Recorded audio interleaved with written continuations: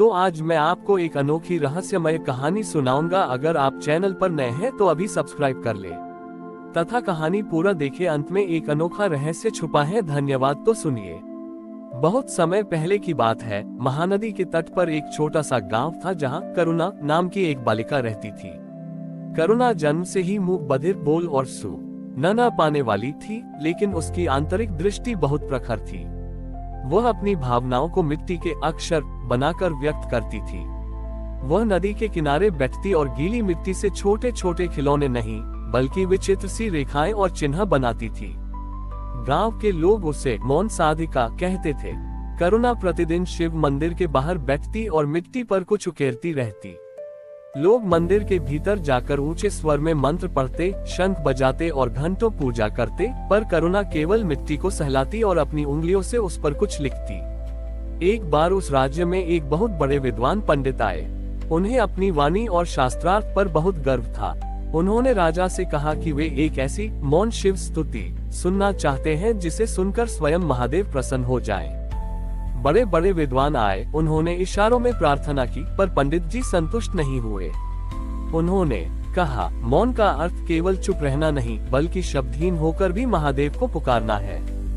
जब कोई सफल नहीं हुआ तो राजा ने करुणा को बुलाया। पंडित जी उसे देखकर हंसे। यह बालिका जो न सुन सकती है न बोल सकती है, वह शिव का अर्थ क्या समझेगी। उद्धरण चिन्ह। करुणा शांत भाव से मंदिर के आंगन में आई। उसने झोली से कुछ साधारण सूखी रेत निकाली और फर्श पर फैला दी। उसने अपनी आंखें बंद की और अपनी उंगलियों से उस रेत पर कुछ आकृतियां बनाने लगी। जैसे जैसे उसकी उंगलियां रेत पर चलती, पूरे मंदिर में एक कंपन होने लगा। अचरज की बात यह थी कि करुणा के हाथ चलने से मंदिर के भारी घंटे खुद ब खुद बजने लगे। बिना किसी के बोले हवा में ओम की गूंज सुनाई देने लगी। करुणा ने रेत पर कोई शब्द नहीं लिखा था, बल्कि उसने हृदय की धड़कन का एक चित्र बनाया था जो शिवलिंग जैसा दिख रहा था। जैसे ही उसने अंतिम रेखा खींची, रेत से बना वह शिवलिंग प्रकाशमान हो उठा। साक्षात महादेव वहां प्रकट हुए और उन्होंने करुणा के सिर पर हाथ रखा। महादेव ने पहली बार वाणी का नहीं बल्कि विचारों का संचार किया, जिसे वहां खड़ा हर व्यक्ति अपने भीतर सुन सकता था। महादेव ने कहा, ग्रेटर देन शब्द तो केवल माध्यम है, असली प्रार्थना वह है जो मौन में की जाए। करुणा ने अपनी उंगलियों से मिट्टी पर जो लिखा है वह मेरा सबसे प्रिय मौन मंत्र है। जहां शब्द समाप्त होते हैं वहां से मेरी सत्ता शुरू होती है। Greater than. महादेव के स्पर्श से करुणा के बनाए वे मिट्टी के अक्षर पारिक में बदल गए और वे पत्थर की तरह कठोर हो गए। पंडित जी का अहंकार टूट गया। उन्हें समझ आया कि भक्ति का संबंध जीव से नहीं बल्कि आत्मा की पुकार से है। आज भी उस मंदिर में करुणा के बनाए हुए मिट्टी के अक्षर सुरक्षित हैं। कहा जाता है कि जो कोई उन अक्षरों को स्पर्श करता है उसका मन तुरंत शांत हो जाता है और उसे शब्दों के बिना ही महादेव की उपस्थिति महसूस होती है।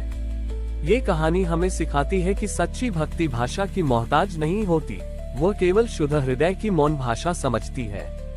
करुणा की उस मौन साधना ने पूरे राज्य को स्तब्ध कर दिया था, लेकिन महादेव का आशीर्वाद मिलने के बाद करुणा के जीवन में एक और कठिन परीक्षा आई। राजा ने करुणा के उन मिट्टी के अक्षरों के लिए एक भव्य स्वर्ण मंदिर बनाने का निर्णय लिया ताकि दुनिया उसकी कला और महादेव के चमत्कार को देख सके। लेकिन जैसे ही मंदिर का निर्माण शुरू हुआ, एक विचित्र घटना घटी। कारीगर जितनी बार पत्थर लगाते, वह रात को खुद ब खुद मिट्टी में बदल जाता। स्वर्ण के कलश काले पड़ जाते। राजा चिंतित हो गए और उन्होंने करुणा को बुलाया। करुणा ने अपने हाथों के संकेतों से समझाया कि महादेव को महलों की दीवारों में कैद नहीं किया जा सकता, वे तो खुले आकाश और बहती मिट्टी में हैं। उसी समय पड़ोसी राज्य के एक लालची सेनापति ने गांव पर आक्रमण कर दिया। उसका उद्देश्य महादेव के उन पारे के अक्षरों को लूटना था, क्योंकि उसे लगा कि उनसे वह सोना बना सकता है। जब सेना मंदिर के पास पहुंची तो करुणा मंदिर के द्वार पर अकेली बैठी थी। उसके पास रक्षा के लिए कोई शस्त्र नहीं था, बस वही पुरानी सूखी रेत थी। सेनापति ने हंसते हुए कहा, ए मौन लड़की, हट जा रास्ते से, वरना ये मिट्टी तेरे खून से लाल हो जाएगी। करुणा विचलित नहीं हुई। उसने अपनी उंगलियों से जमीन पर एक वृत्त सर्कल बनाया और उसके भीतर एक छोटा सा बिंदु रखा। जैसे ही सेनापति ने उस वृत्त के भीतर कदम रखा, उसे ऐसा महसूस हुआ जैसे वह किसी गहरे दलदल में धंस रहा है। पूरी सेना जो घोड़ों पर सवार थी, वहीं की वहीं जम गई।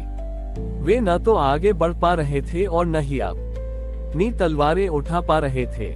करुणा ने रेत उठाए और उसे हवा में फूंक दिया। वह साधारण रेत सेना की आंखों में नहीं गई, बल्कि उनके कानों में संगीत बनकर गूंजने लगी।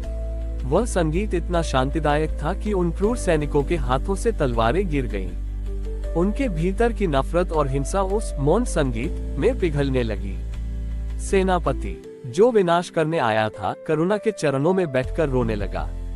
अचानक वहां फिर से महादेव की गूंज सुनाई दी। ग्रेटर देन करुणा, तूने आज शस्त्रों को संगीत से और क्रोध को मौन से जीत लिया है। संसार समझता है कि बोलना शक्ति है, पर तूने सिद्ध किया कि मौन सबसे बड़ा अस्त्र है। Greater than. महादेव के आशीर्वाद से वह सेनापति और उसके सैनिक वापस चले गए, पर वे अब सैनिक नहीं बल्कि शांति के संदेशवाहक बन चुके थे।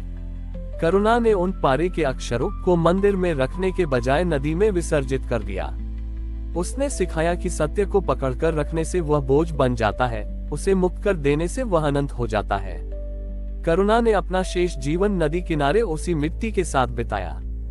कहते हैं कि आज भी उस नदी की लहरों में एक विशेष प्रकार का संगीत सुनाई देता है। जो लोग बहुत तनाव में होते हैं, वे वहां जाकर बैठते हैं और बिना कुछ बोले ही उनकी सारी चिंताएं उस मौन में विलीन हो जाती हैं। करुणा की यह कहानी हमें सिखाती है कि जब हम बोलना बंद करते हैं, तभी हम ईश्वर की आवाज सुन पाते हैं। हमारी और भी आध्यात्मिक एवं अनोखी कहानियां देखने के लिए हमारे चैनल पर जाएं तथा धार्मिक एवं पौराणिक अनोखी कहानियां हमारे चैनल पर है। कृपया जाके देखें तथा हमारे चैनल को सब्सक्राइब करके रखें और वीडियो लाइक जरूर करें। धन्यवाद।